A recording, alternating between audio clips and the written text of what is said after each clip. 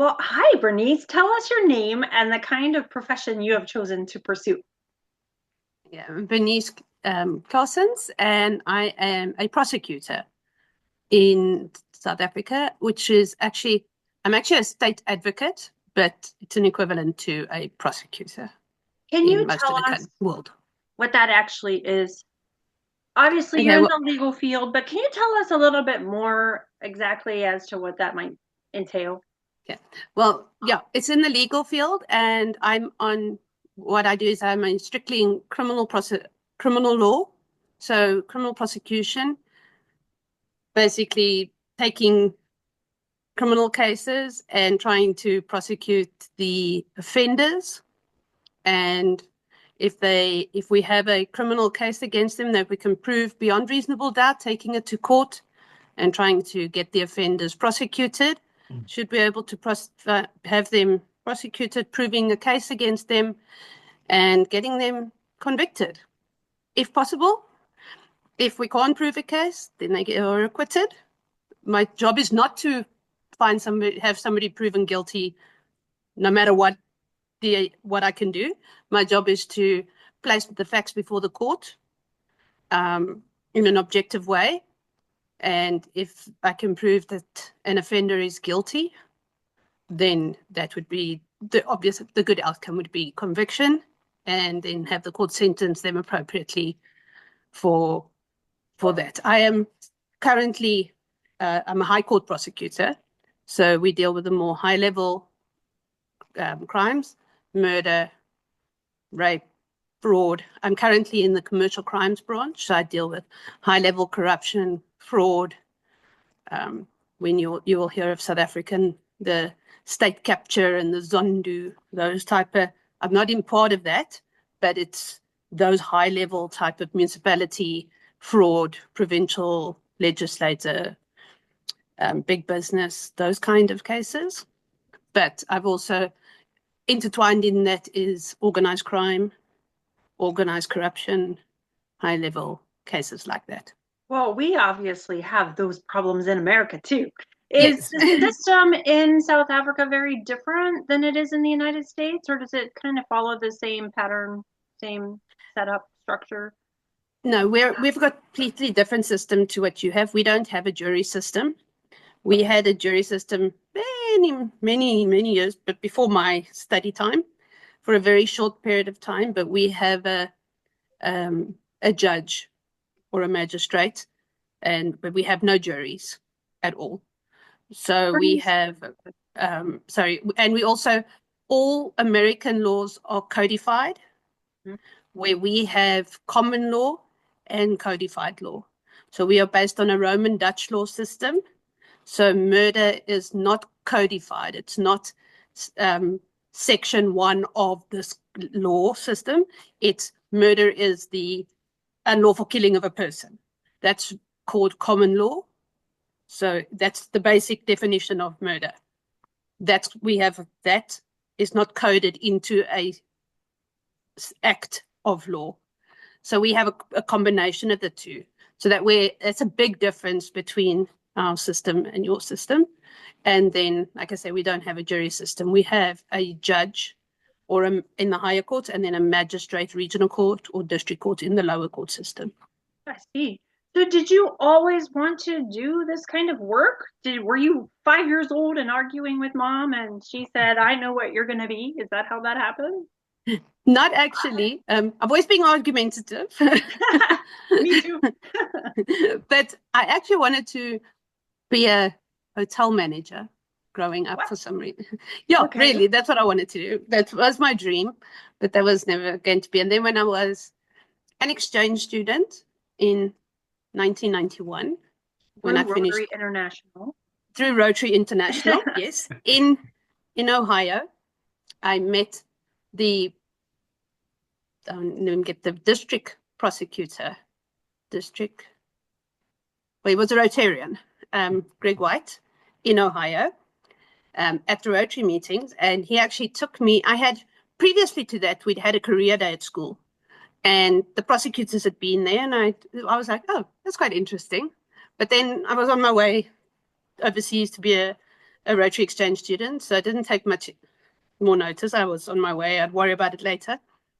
And I was going all over looking at different things and taking, go and see what people were doing. And Greg White said to me one day, do I want to go to court with him? And I was like, that sounds amazing. And I actually went, and they had some really, really cool cases. Now, you must remember, I was 18 years old. So I was like, wow.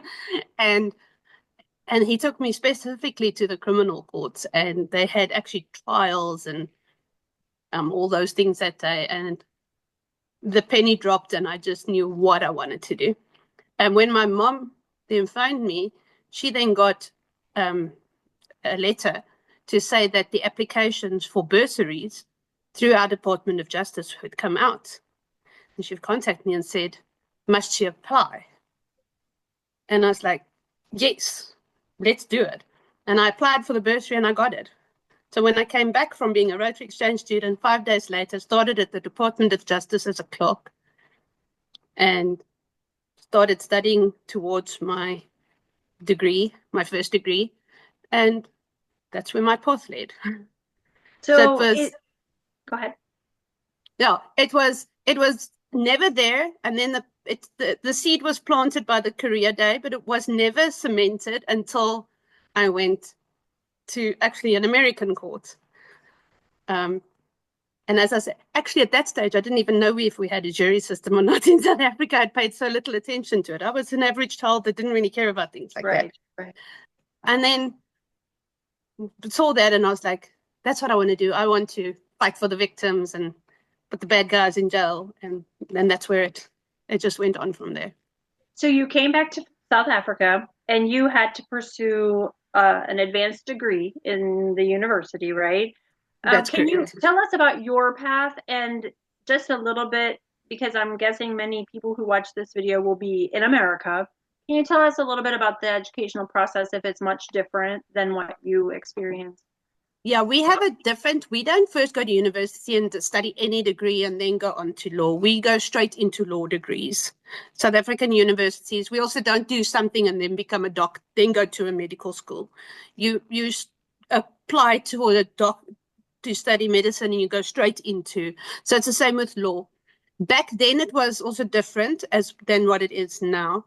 Back then I did a Bachelor of Law, and then because you could be a prosecutor with a Bachelor of Law, it's actually a B Juris, IURIS, which is Latin. Then after that, you do a LLB, which is a Bachelor of Laws. Okay, so it's two. I have 2 degrees. Where now, so it was 2 3-year degrees. Where now they do a 4-year LLB, Bachelor of Laws. So they've taken away the B Juris. Now, at that stage, when I studied, which is obviously 30 plus years ago, it was a B Juris, you became a prosecutor. A B Proc, you became an attorney. And then if you got your LLB, you could become an advocate or a magistrate or you could go further. Now they've changed all that and everybody does an LLB. And then you work your way where attorneys now, if you want to be an attorney, you have to go and do then law school. But law school is working for 2 years in an attorney firm and then doing certain exams. So it's an internship with exams. It's not studying at a university further. Being an advocate in private field, you will go do a pupilship with an exam. Doing a magistrate or a judge, you apply for that and you will go into that. You can become a judge in South Africa without a law degree, strangely enough.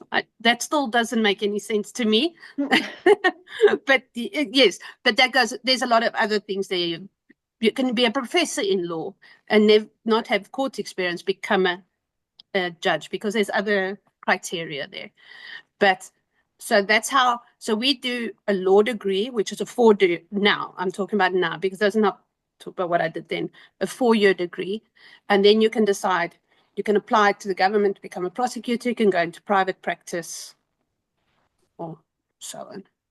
where in the United States we go get a bachelor's degree and then decide to go to law school, and then you have to complete law school, and from there That's you can get hired appropriately, that's right? correct. That's correct. So Yeah. how do you know if you want to go into this field? Obviously, you had a career day and the seed planted, and did you just luck out and get this opportunity to go into a courtroom? How do people find out? How do they get an experience like that if they don't have this guy say, "Hey, I want to take you to court"? It's What should very they do? difficult. I think it would be good to go and go to a court or find somebody to shadow. And that's what with my children in their careers, I told them they're not allowed to study law, which is ironic. Why? Why? You have to tell us why now. Okay, my daughter argues too much and she's going to get a contempt of court against Oh, her. that's funny. And my son's in computers and physics, so he's completely in a different. No, she's doing anthropology, but no, you need to shadow. And I think in any career, you need to shadow somebody because we get the idea of when you watch, in our days, it would have been LA Law, and now we'd be watching Suits. It's not all glamorous and all fun and wearing pretty suits and high heel shoes. And you go there and you argue your case and everything's wonderful. We spend hours in court waiting for your case, hours in court getting through nitty gritties and fighting. And from my side, from the criminal law side and from a prosecutor side, it can be heartbreaking. So you've got to know if you've got the personality for it. You've got to know if you can go to court and prosecute someone and lead a witness who you know was raped and beaten or a child that was murdered. And you've got to look at those pictures and listen to the gory details coming out. You've got to be able to know you might have nightmares. I've had many cases where the nightmares are that the pictures haunt you afterwards. So you've got to know, can you deal with all that ugliness you're going to see? Because that's what you're going to see. It's not a pretty job. It's not something, there's a pretty side to it. There's contract law, there's commercial law, there's property law where you buy and sell houses. Right. There's, setting up business contracts. So law is such a vast array of things, setting up wills and testaments, setting up is all law. Right. So you need to go to the court. I'm only talking about criminal law and only from a prosecution side. I at a stage did resign and I've come back again into the prosecution. That was going to be my question. Does it ever get too overwhelming? Like, do you pivot and get overwhelming? Out? Okay. And I got out and I left it completely, actually left law completely because I couldn't take it anymore. And I couldn't take the goriness anymore. I just was feeling I was getting flat. It was becoming, I know this sounds terrible, another murder. When you start seeing another murder as just another murder, you start losing sight of the victim, and that's not fair to the victim. It wasn't that I didn't love my job anymore. I knew it wasn't fair to the people I should be. We're the people's prosecutor. We are there for the victims. And I knew I wasn't doing them a justice. I needed to climb out. When the moment I was out, I knew I should have never left. I needed to be there, but it was good. You need to get some distance. But I considered going to the defense side, but I could never get myself to keep the criminal out of jail because I've been too long on the side that puts him in jail. But I do believe the criminal also needs a lawyer. There are people who are innocent, who are being wrongly prosecuted. And just as much as the victim's rights are there, so are the offender's rights or innocent people's rights. And that's why I say my job is not to put someone in jail at all costs. My job is to ensure that the offender who is guilty, and I do believe in people are innocent until proven guilty, that is my job. And that objectivity is hard. It's very hard, but that is my job. So you need to know, what do you want to do? And yes, defense lawyers make lots of money. Prosecutors don't make a lot of money. And even in America, prosecutors work for the government for a fixed salary. Defense attorneys make lots of money because they can charge and they're very good. And, there's a difference. If you want to make more money in law, then you go business, contracts, corporate. So you got to go and see, what do you want to do? I know lots of people love working with paper. Then you go and work in corporate law and paper. And so you got to go and find what is your passion. The only way you can do that is to go sit in a court, go to an attorney's firm, go and shadow at a court, a criminal court, go and shadow a big trial, go and see if you can take all that pain and suffering, or go and see if you want to do the other side of it. I'm not a paper person, although I'm being tested now because in the fraud unit where I am now, it's all paper. I So just think there must be so many opportunities to experience these different aspects of law. I just think as a high school student, I don't know if I would have known where to start to find those connections. Do they just pick yes. up the phone and call a law office and say, "Hey, I want to go to court"? Maybe You'd they be could guide locally. you'd be surprised how many people would be willing to help you with that. Because I love it when I know for myself, I love it when people, young students, come to me and say, "Can I come and talk to you about it?" We most lawyers and prosecutors are quite willing to talk to people because we know that a lot of people make the choice not knowing what they're getting into.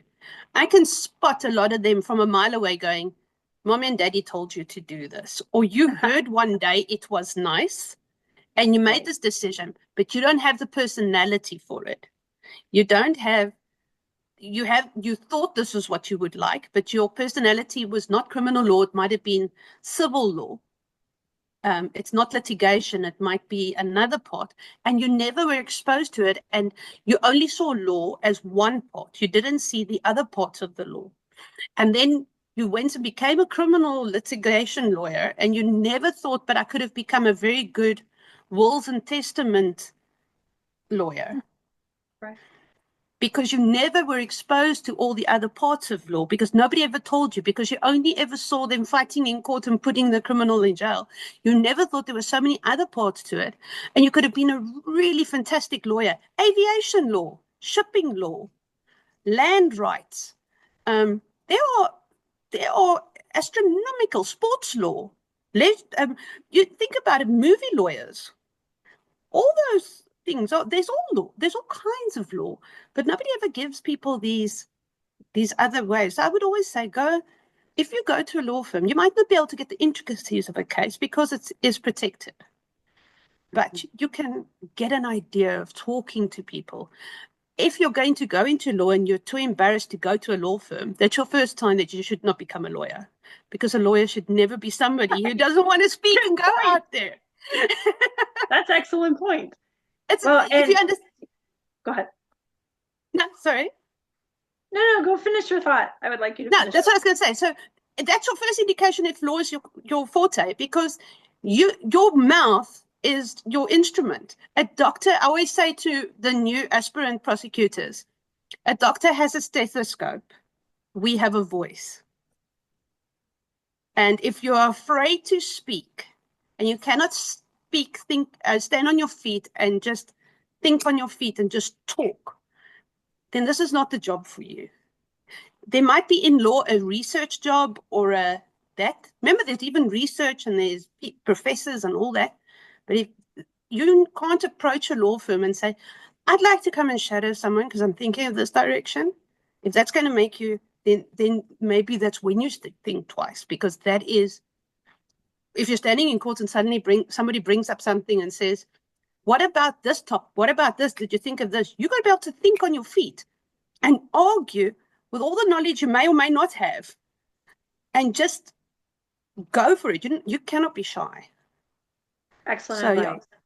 And on that note, if someone sees this video and they think, wow, I would love to talk to her because maybe she can guide me based on my personality, what type of law might fit me or my future, would you be willing to communicate with someone like that if they reached out through our website? absolutely, anytime. Bernice, thank you so much for your time today. It's a pleasure, and good luck to anybody who's to get in this direction. it's not always fun, but it's gratifying. It's very gratifying. You're awesome. Thank you, Bernice. Thanks, Chris. Have a wonderful day. You too. Bye-bye.